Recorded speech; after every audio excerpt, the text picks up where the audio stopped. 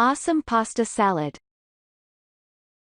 This is the best pasta salad I have ever eaten, and people request it frequently. It's a very easy, light-tasting side dish for a picnic or dinner. Ingredients. Pasta. 3 cups cherry tomatoes, halved. 1/2 pound provolone cheese, cubed. 1/2 pound salami, cubed.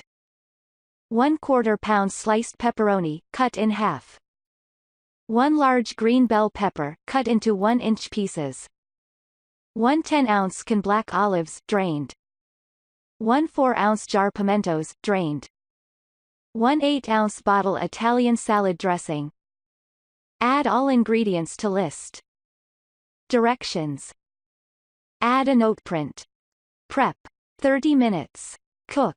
10 minutes. Ready in 40 minutes. Bring a large pot of lightly salted water to a boil. Add pasta, and cook for 8 to 10 minutes or until al dente. Drain, and rinse with cold water.